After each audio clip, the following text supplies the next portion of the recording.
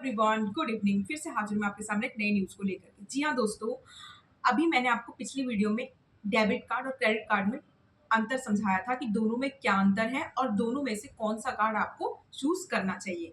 अभी हम देखेंगे कि आपने देखा होगा, अगर आप डेबिट कार्ड यूज़ करते होंगे तो इसमें क्या है, नीचे देखेंगे, नीचे रुपए या तो यहाँ वीज़ा लिखा होगा या तो यहाँ आपका क्या लिखा, मास्टर कार्ड। इन तीनों में से कुछ ना कुछ आपके डेबिट कार्ड में लिखा ही होगा, आप नोटिस कीजिएगा। जैसे देखिए, अभी आपको मैंने दिखाया इसमें रुपए था, अभी एक और जो मैं दिखा रही हूँ इसमें देखिए वीज़ा है, वीज़ा।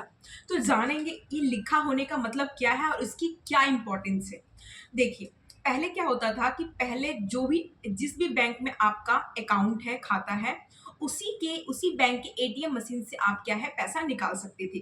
जैसे मेरा खाता अगर मान लीजिए एसबीआई में है, तो मैं एसबीआई के एटीएम मशीन से ही पैसा निकाल सकती थी।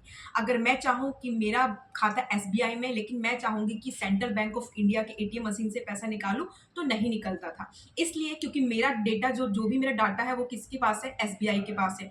तो अगर मैं एसबीआई के एटीएम मशीन में लगा के निकालती हूँ तो ईजिली वो क्या करेगा, मेरे डाटा को ट्रैक करेगा और पैसा निकालने में हेल्प करेगा। लेकिन अगर मान लो मैं सेंट्रल बैंक ऑफ इंडिया में, इंडिया के एटीएम मशीन में अगर मैं एसबीआई का एटीएम लगाती हूँ, तो क्या होगा, मेरा तो कोई डेटा उसके पास है नहीं। तो क्या होगा इससे कि मेरा पैसा नहीं निकलेगा।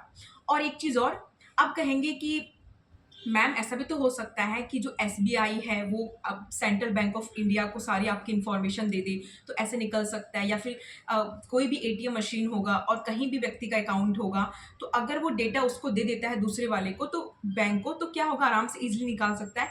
लेकिन यहाँ क्या, SBI central bank of India को डेटा आपका नहीं दे सकता। कैसे नहीं दे सकता, अगर वो दे देगा तो होगा क्या, आप कस्टमर की सारी जानकारी ले लेगा, और कस्टमर की जब सारी जानकारी ले लेगा तो होगा ये कि वो कस्टमर को पता चल जाएगा कि कस्टमर पैसा वाला है, तो कस्टमर को कॉल करेगा कि देखिए हम आपको ये सुविधा दे रहे हैं, मेरे बैंक में आकर के अपना खाता खुलवाइए। तो इससे क्या होगा, एसबीआई को लॉस होगा, सारे कस्टमर उसके पास चले जाएंगे।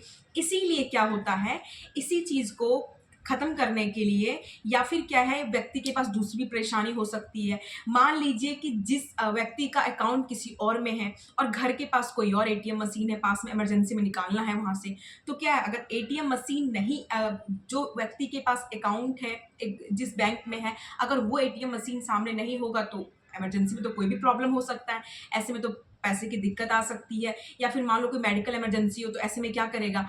इसी चीज को खत्म करने के लिए, एक बैंक को दूसरी बैंक से लिंक करने के लिए कौन आया, एक आया हमारा, कौन, हमारा आया कार्ड नेटवर्क।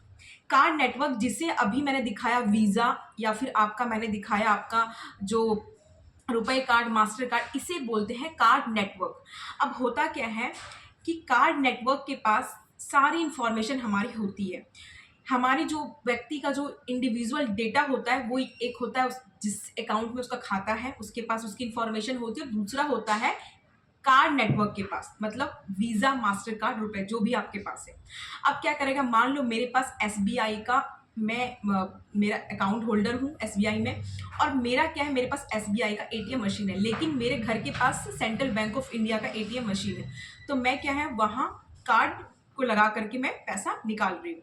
अब ऑब्वियस सी बात है कि अब कैसे हमारा कार्ड काम करेगा। अब होगा ये कि मैं एसबीआई के अकाउंट होल्डर हूँ और मैं अगर सीबीआई में पैसा निकाल रही हूँ, सेंट्रल बैंक ऑफ इंडिया के एटीएम मशीन में, तो क्या करेगा, सबसे पहले सेंट्रल बैंक ऑफ इंडिया का एटीएम मशीन किससे मांगेगा डेटा, आपका कार्ड नेटवर्क से, कि जो व्यक्ति पैसा निकाल रहा है इसके अकाउंट में पैसा है या नहीं है, क्या है क्या नहीं है।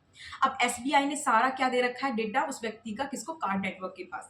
अब कार्ड नेटवर्क क्या है, कार्ड नेटवर्क का एक रूल है, वो आपके डेटा रिवील किसी के सामने नहीं कर सकता, ना किसी को दे सकता, ये उसका नियम है।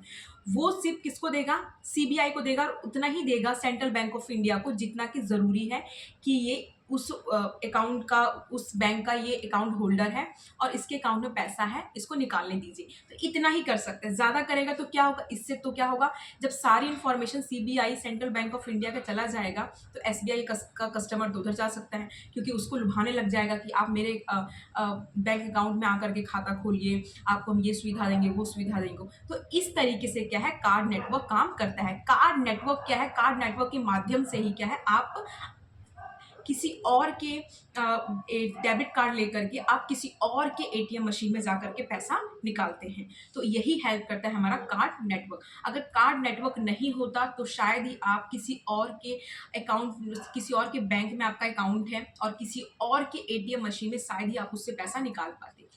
तो यही करता है।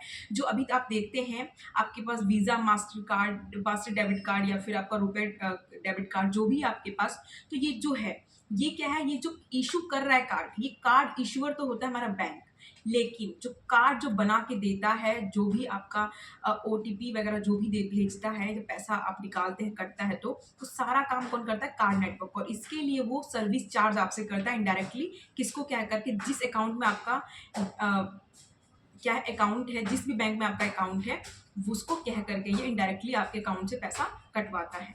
तो आई होप आप समझ गए होंगे कि मास्टर कार्ड, रुपए कार्ड और वीज़ा का क्या इंपॉर्टेंस है। फिर मिलते हैं नेक्स्ट वीडियो में। Bye bye.